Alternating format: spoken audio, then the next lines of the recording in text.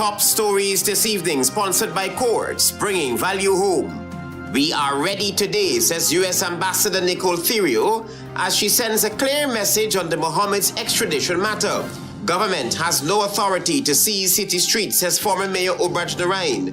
Condoms in schools. Public health expert says it's time to stop pretending teenagers aren't sexually active. Teen killed in ROBB street stabbing. Dispute over theft suspected. HGP Nightly News begins now.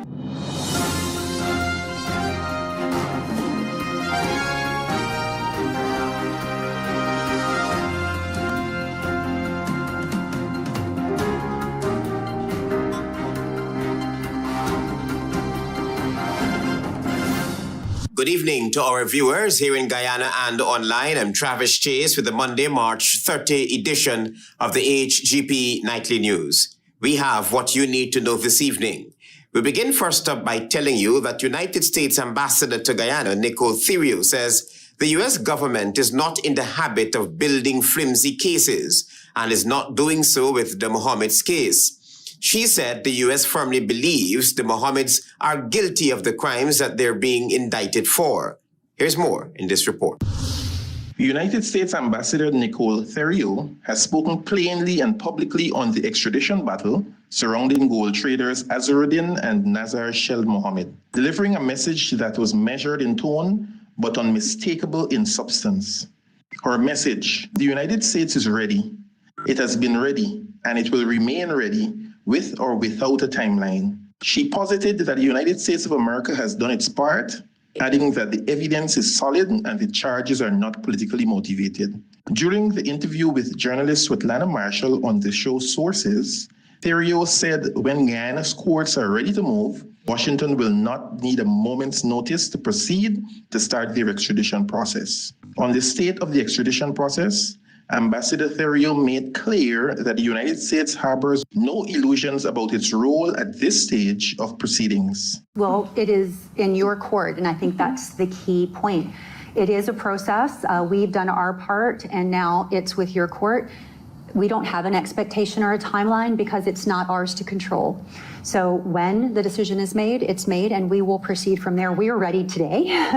If the magistrate made a decision today, we would move forward with the process. On the Mohamed's repeated and loudly published claim that the entire extradition is politically motivated, the ambassador was direct and dismissive.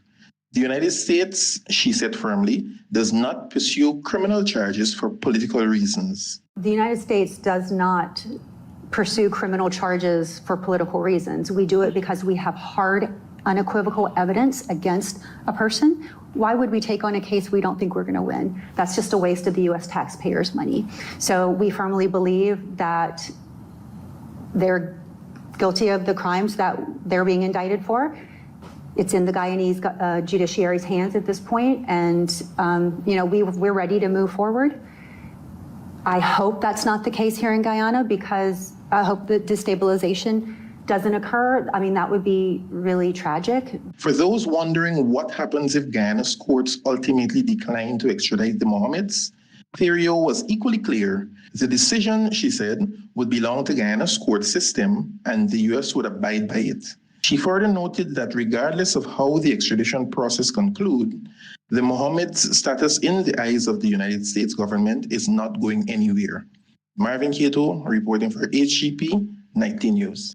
A developing story as a major power struggle unfolds over control of 22 streets across Georgetown. Former Mayor Obraj Narain is speaking out, warning that the move is illegal, undemocratic, and part of a broader attempt to weaken the city council.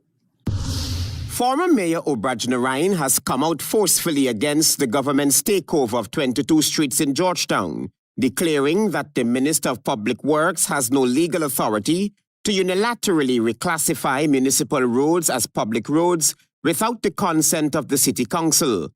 Narain, speaking with Nightly News, said the actions signed off by Public Works Minister Juan Edgil on March 2026 represents a clear overreach of power and undermines the legal framework governing municipal authority.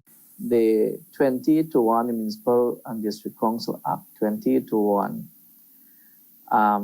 give direction or directive to the council to manage those roads, or which we call streets. According to the former mayor, proper consultation was not only necessary, but mandatory, and its absence raises serious questions about transparency and governance. I believe that if you wanted these streets, there should be proper consultation, and they should have a mechanism in place where the city, and I would not leave out the private sector, and civil society to play.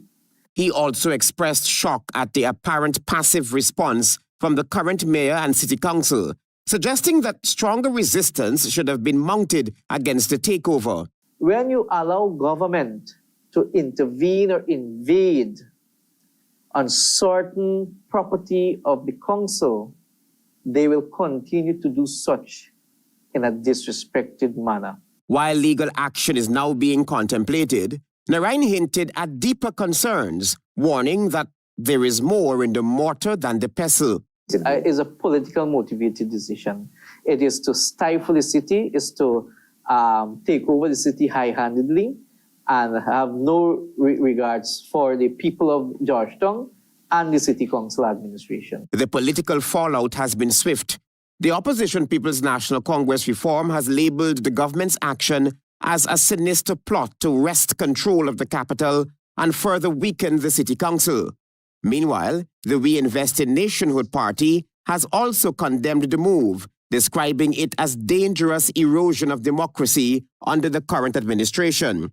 Despite the mounting criticism, the government maintains that its actions were lawful and necessary, citing long-standing concerns about the condition and management of key city roads. Travis Chase, HGP Nightly News. Public health specialist Dr. Shanti Singh has waded directly into one of the country's most sensitive conversations, making it clear and evidence-backed case for giving adolescents access to condoms and warning that the cost of continued denial is being measured in young lives. In providing analytical data to provide her views on access to condoms in schools, public health specialist Dr. Shanti Singh outlined that 1 in every 4 new HIV infections in Guyana is occurring among young people between the ages of 15 to 24. In her view, Dr. Singh said data is not a footnote, but more of an emerging crisis. She opined that the emerging crisis is being fed in part by a society that has historically treated the word sex as something too dangerous to say out loud, let alone discuss openly with a teenager. Her position on condoms in school, she said, is grounded not in controversy but in logic. Dr. Singh further noted that whether distributed within school walls, made available through vending machines, or accessible at community health centers, the point is the same. Young people need to be able to protect themselves from HIV and other sexually transmitted infections. Children are adolescents are sexually active. It is only right that we provide a condom so that they can prevent themselves from getting HIV and other sexually transmitted infections. It's only right that we provide a tool so that you don't end up with an adolescent, teenage, pregnant mother. I think from that standpoint, they should have access to condoms. For Dr. Singh, the most powerful intervention of all begins not in a school or health center, but at the kitchen table, and it needs to begin far earlier than most parents are comfortable with. Waiting until a child is in an adolescent stage to broach the subject of sex, she warned, is waiting too long. It's sort of a taboo subject and you don't know how to broach this with your children. I think it's important that you start from very early and not wait until your child is 13, 14, or 15 when they begin to explore. And so having those conversations from very early where you talk about things like good touch and bad touch and respect, and then you build on that. My advice would be if there's a parent who doesn't necessarily have the skill, doesn't necessarily know how to approach these conversations, there's always help. There's always somebody that you can reach out to. She further noted that there needs to be better education in schools, better health infrastructure in regions, better conversations at home, and better access to basic tools that keep young people safe. Denial, she made clear, is no longer an option, with infections and pregnancies happening regardless of whether adults are ready to talk about them.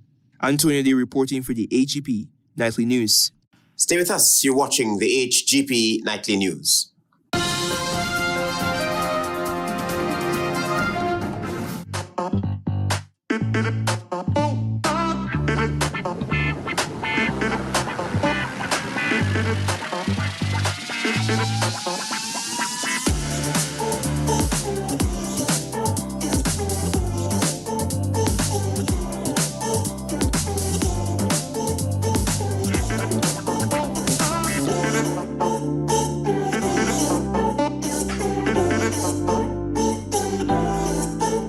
Welcome to SNL Electrical Inc., where lighting and electrical needs are met with expertise and style. From the latest in electrical lamps to durable cables, circuit breakers, panels, we have it all. Illuminate your space with our elegant chandeliers, stunning crystal lights, and versatile pole lights. Looking to upgrade your comfort? Explore top-of-the-line AC units and our diverse selections of stylish styles. Visit us at 170-180 Thomas Street, Kitty, Georgetown. Discover a solution that not only lights up your world but transforms it. Call us on telephone number 226-3018 or 223-1634. SNL Electrical Inc., powering your life with elegance, quality, and care. Need to open a bank account? There's no time to make the drive to stand in line. Get ready. Opening an account with Republic On Board is easy, from anywhere at any time, even while waiting for a food order. So you don't have to skip lunch. Republic On Board. Fast, easy, secure. Visit www.republiconboard.com to open your account today. Krishna Rao Establishment. No job is too small or too large. We specialize in all types of fabricating machinery, excavator repairs, rice field pumps, and hydraulic hoses. Visit us at Lot 113, Block CC, Manripo, East Coast, and Marara, or call 220-9624, 629-4021, or 619-7880. At Krishna Rao Establishment, no job is too small or too large.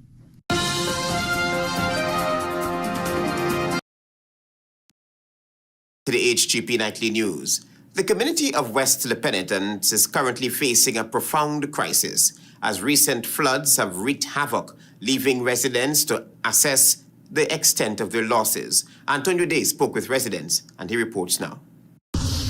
While meteorologists and climatologists for years have always deemed March the driest month, an unprecedented amount of rainfall has flooded the West Penitence Georgetown community, destroying furniture and disrupting daily lives. The destruction underscores the neighborhood's infrastructure vulnerability to extreme weather. And this is a situation right now that we are facing for a very long time. So I really want help. No, I don't have anything in there that is damaged. Okay. No, just the water here.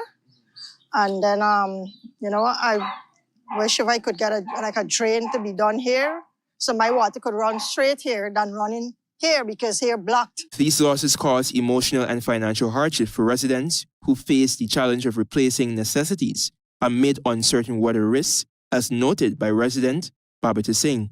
It's stressful for God to deal with this every time. You gotta bring out all the mat from the house. I gotta forget people for help me because I can't able to house them. The neighbors gotta come and help you especially take them outside. You need to do better, man. We need proper drainage in the place. And the contractor, them doing the work, I'm backing everything and blocking up the drain. So what happened to people? They don't care about nobody. The frustrated resident is asking who will compensate her for her losses. One of these wives will pay $50,000 for the courts. And it's not the one alone damage. Watch out, it's the one over here. Singh noted that although she filed a complaint through the Ministry of Local Government's WhatsApp portal, no assistance was provided. The floods not only disrupted daily routines, but also exposed the community's need for improved drainage and irrigation management. A resident stated that the Sussex Street project contributes to constant flooding due to mud and construction materials clogging the drains. The problem this is coming from is the infrastructure work that is being done on Sussex Street.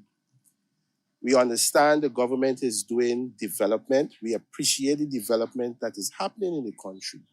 but it's the studies into these infrastructure work that needs to be done before. That is the concern we have here. The resident, however, noted that development must not come to the detriment of citizens. But we want it to be done in such a way that it will not affect the resident. And this is what the resident is facing. Put the necessary technical skills and studies force, and you would not have this. One pensioner in preparation for the Easter holidays noted that the situation has devastated her. Carpet damage, the chair covering damage, my dryer, the ice cream maker damage, the rotisserie, they say dryer, they say the zoo chicken, the damage. My husband's shoes there, well, they put them for this is decoration here, with damage. Antonio Day reporting for the HGP Nightly News. Chief Executive Officer of the Guyana Power and Light, Kish Nandlal, has laid the reality bare about Guyana's energy consumption and what it means for the future. He said Guyana's energy demand is not just growing, but exploding, and everything depends on what happens next. Here's more in this report. According to the Chief Executive Officer of the Guyana Power and Light Company, Kish Nandlal, by September of this year alone, peak demand is expected to reach 282.4 megawatts, a significant jump in just 12 months. During a review of the operating standards and performance targets for the Guyana Power and Light Incorporated, Nandlal projected to the Public Utilities Commission 1,575 megawatts by 2030. He added also that by 2030, GPL is projecting a 600% increase in generating capacity it will need to meet demand, driven by a perfect storm of explosive residential expansion, new housing developments springing up across the country, and an industrial sector growing at a speed that few people foresaw even a handful of years ago. While we are seeing that growth, the demand for each customer has grown more. Which also suggests that, which tells us also that the demand is coming from larger customers as well, and current customer demand is more. Chairman, to meet that increase in demand, we have added 186.2 megawatts of electricity of supply. The CEO further outlined that GPL closed out 2025 with 244,000 customers on its books, a 51% surge from the previous year. But the real story is not just how many new customers are joining the grid. It is how much more power each customer is demanding. That trend, Nandlal noted, points directly to the growing footprint of larger industrial players and foreign operations plugging into Guyana's electricity network and drawing power at a scale that dwarfs the average household. We expect the demand to grow in 2026, and we are looking at options to add additional generation to the system. From a solar perspective, I wanted to share with you, we have a great system. We encourage customers throughout the DBIS, throughout GPL, to add solar to their household. Guyana's electricity generation has doubled over the past 5 years, climbing from 120 megawatts in 2020 to 236 megawatts by the end of 2025, a 100% increase in half a decade that represents a genuine and significant achievement. Total power generation across the Demerara-Berbice interconnected system leaped from 903 gigawatt hours in 2020 to 1,485 gigawatt hours, which indicates a 65% rise. Last year alone, GPL added 182 megawatts of capacity in a single push to stay ahead of surging demand. Antonio Day reporting for the HGP Nightly News. On the police blotter, a late-night confrontation along ROBB Street turned deadly, and the suspect is now in police custody. Police have launched an investigation into the fatal stabbing of 16-year-old Andel Martin of Parfit Harmony, West Bank, Demerara, whose body was discovered early Monday morning along ROBB Street in Lazytown, Georgetown. Ranks from the crime scene laboratory responded to the scene, where the motionless body of the teenager was found on the roadway. A preliminary examination revealed that Martin sustained a single stab wound to the lower left side of the chest. Investigators also recovered several items along the roadway, including a cutlass and pieces of footwear, which are believed to be connected to the incident. At the time, the teen was clad in jeans and a white shirt and was carrying a haversack containing personal belongings. A cellular phone and a small sum of cash were also found. Nightly News understands that investigators have since been informed that the teen was among a group of motorcyclists who would regularly parade through the streets on Sunday nights. Sources indicate that the fatal encounter may have stemmed from a heated confrontation between two groups, reportedly over the theft of car mirrors from parked vehicles in the area. The body has since been transported to the Memorial Gardens mortuary as an autopsy is pending. Multiple sources have confirmed that another suspect was arrested on the west bank of Demerara as police continue to intensify their probe into the deadly altercation. Travis Chase, HGP Nightly News. Meanwhile, in a statement issued on Monday, management of Club Red Dragon sought to distance the establishment from the fatal incident, firmly denying any involvement. The club maintains that the attack did not occur on its premises and emphasized that it enforces a strict no minors policy, with entry restricted to persons 18 years and older. While extending condolences to the family of the teenager, the management of Club Red Dragon is also urging the public to avoid spreading misinformation and to rely on verified updates as the investigation continues. Government's official launch of the $100,000 cash grant registration portal, now hosted at cashgrant.gov.gy, was intended to demonstrate readiness, efficiency, and fairness in delivering relief to Guyanese citizens. However, early implementation has instead exposed serious deficiencies in planning, execution, and technical capacity. Here's that story. Despite assurances that the 100,000 cash grant registration portal had been in development since before the first round of cash grant distribution, the portal's failure under expected user demand raises fundamental questions about competence, procurement oversight, and value for money. A statement from the Partnership for National Unity APNU's Member of Parliament Sherrod Duncan said public feedback reflects widespread frustration with prolonged wait times, access failures, and inconsistencies in user experience. More concerning are credible observations from individuals within the technical community, along with input from our own technical experts, pointing to inadequate system testing, poor scalability planning, and the absence of critical infrastructure expertise, particularly in areas such as load testing and site reliability engineering. The party frontman says these are not unforeseen challenges. They are basic requirements for any national digital rollout involving tens of thousands of concurrent users. The party contends that the failure to meet these basic standards represents not merely a technical lapse, but a governance failure. This situation underscores a broader pattern of weak institutional readiness and insufficient transparency in major public initiatives. Quote unquote, the government cannot continue to advance digital transformation without the proper legislative and regulatory framework being operationalized, the MP noted. The Digital ID Card Act 2023 and the Data Protection Act 2023, for example, quote unquote, must be urgently brought into full effect to safeguard citizens' personal information and ensure accountability in data handling, the party contends. Additionally, the Access to Information Act 2011 must be meaningfully enforced so that the public can scrutinize the procurement, development, and management of systems such as this portal. Duncan also added that Guyanese deserve more meaningful economic relief. He insists that a 200,000 cash grant per adult remains the appropriate benchmark given the country's expanding oil revenues and rising cost of living. However, beyond the amount, the delivery mechanism must reflect competence, transparency, and respect for the public.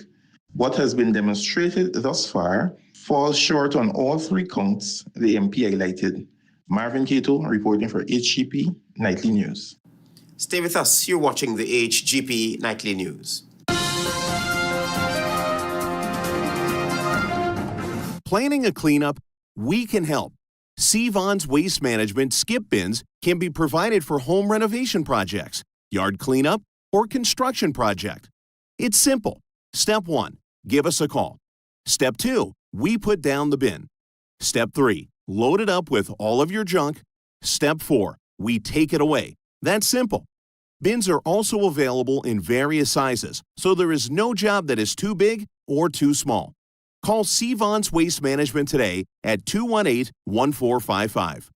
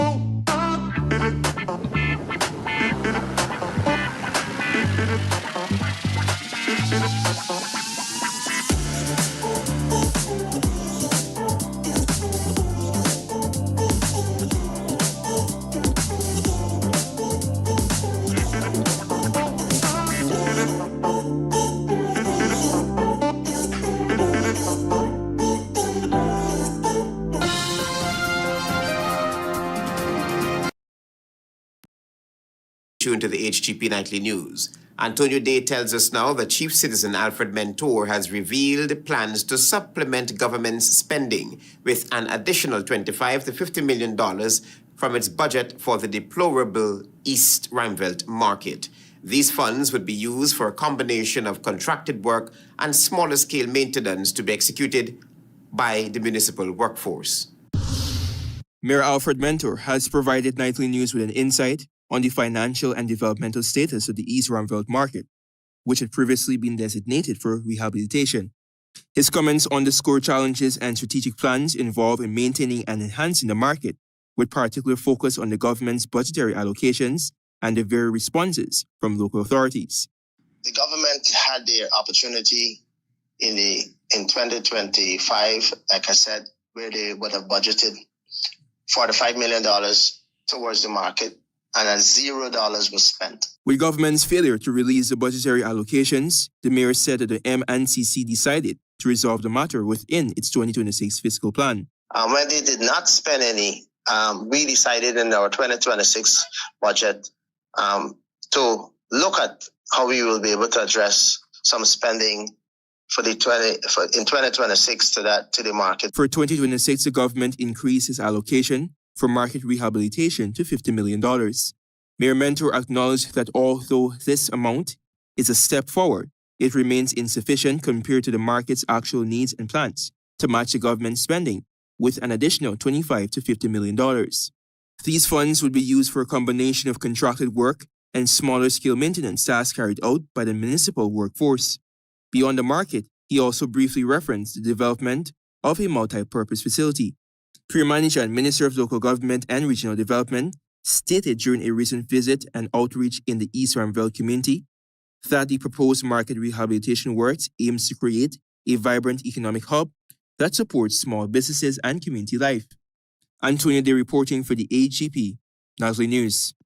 Stay tuned for regional news.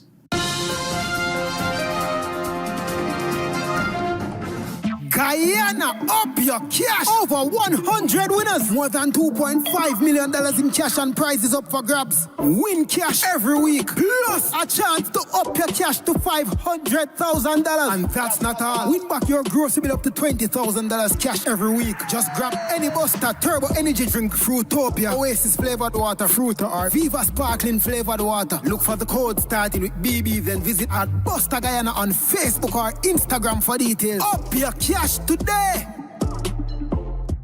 GCOM is currently conducting a national registration exercise. Who can register? Anyone who will be 14 years or older by June 30, 2026 and is a Guyanese citizen by birth, descent, naturalization, or is a citizen from a Commonwealth country living in Guyana for 1 year or more. Persons eligible for registration must visit the GCOM registration office responsible for their area of residence to apply. Persons who are already registered could apply for a name change if they have changed their names since they were registered, apply for corrections if there is incorrect information on their national ID cards. Persons who are desirous of conducting any of the above transactions must provide the relevant supporting documents. Persons who are already registered must collect their new ID cards if they have not yet done so. This registration exercise will end on May 29, 2026. You need to apply for a transfer if you now live at a different address than the one you were registered at. For more information, contact the GCOM on 225-027729 or visit www.gcom.org.gy.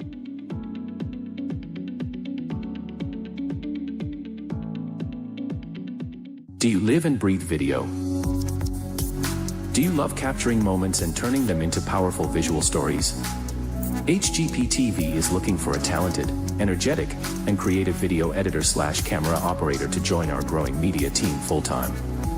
If you enjoy working in a fast-paced media environment, collaborating with creative teams, and producing high-quality television content, this opportunity could be perfect for you. Send your CV and portfolio or showreel to carolfelix@hgptv.com or melody_piper@hgptv.com. WhatsApp 6571706. If you're passionate about media and ready to create amazing content with us, we want to hear from you.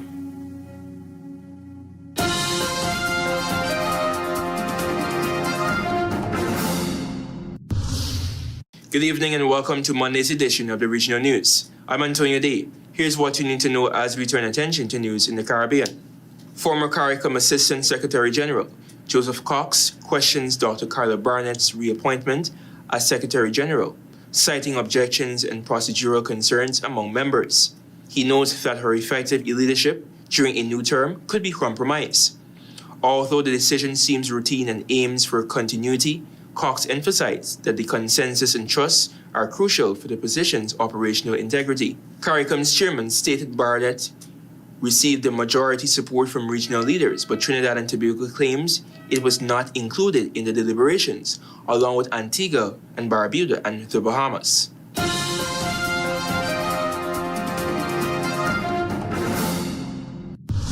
Still with news in the Caribbean.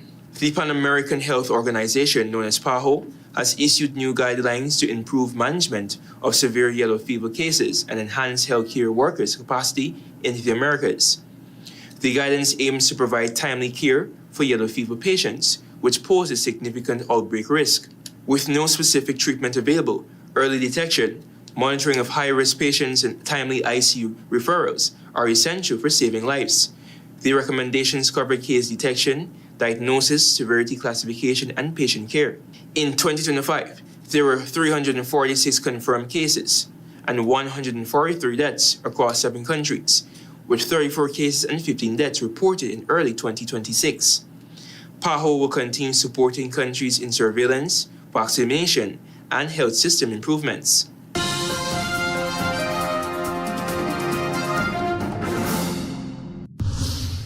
And finally, on the international spectrum, Iran described U.S. proposals to end a month of war in the Middle East as unrealistic, illogical, and excessive on Monday, and unleashed more missiles on Israel as oil prices rose further after Yemen's Houthis entered the conflict.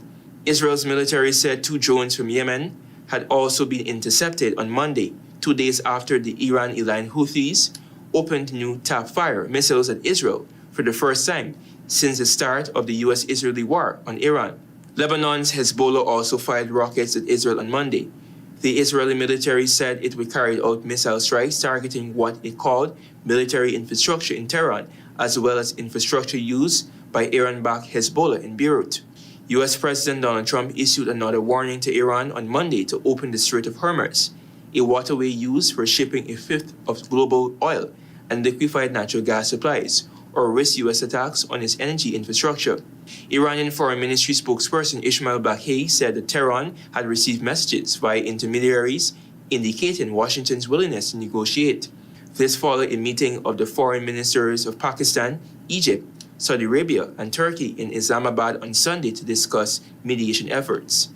That has brought us to the end of Monday's edition of the Regional News. I'm Antoine Day saying goodbye and do have an enjoyable rest of the evening.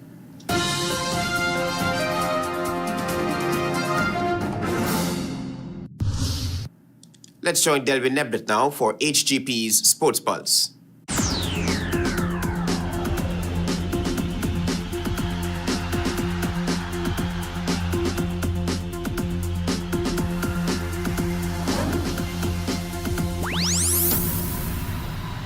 Good evening, Guyana. I'm Delwyn Neblett with your HGP TV Sports Pulse for today, Monday, March 30, 2026.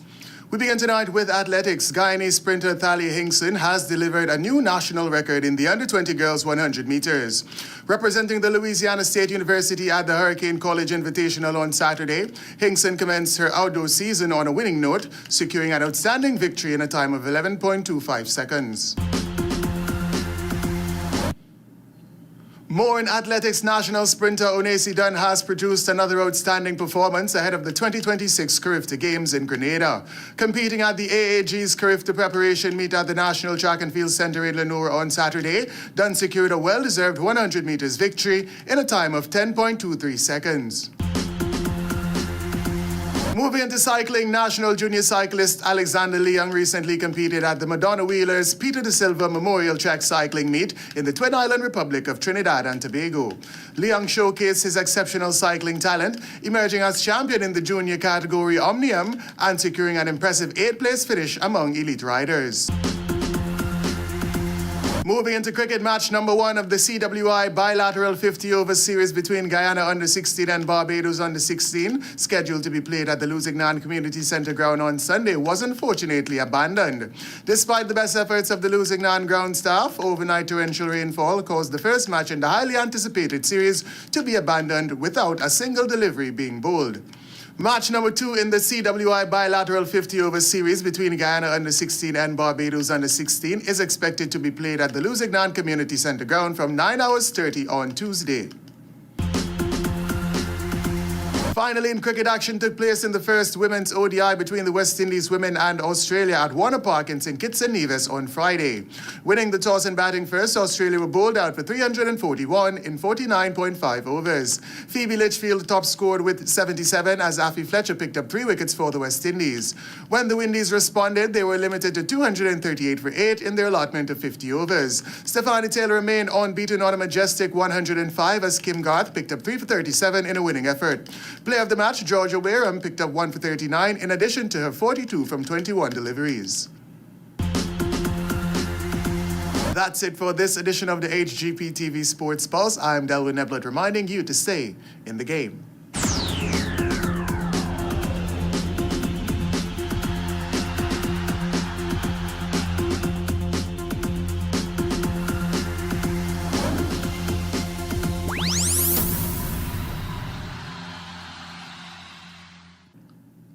We are ready today, says U.S. Ambassador, as she sends a clear message on the MOHAMED'S extradition matter. Government has no authority to seize city streets, says former Mayor Obrajnarain. Condoms in schools. Public health expert says it's time to stop pretending teenagers aren't sexually active. Teen killed in ROBB street stabbing. Dispute over theft suspected. And in sports, sprinter ATHEYLA HICKSON delivers new national under-20 100-meter record. Those are our major headlines. For these stories and more, please go to our website. It's www.hgptv.com. I'm Travis Chase. Thanks for watching. Goodbye.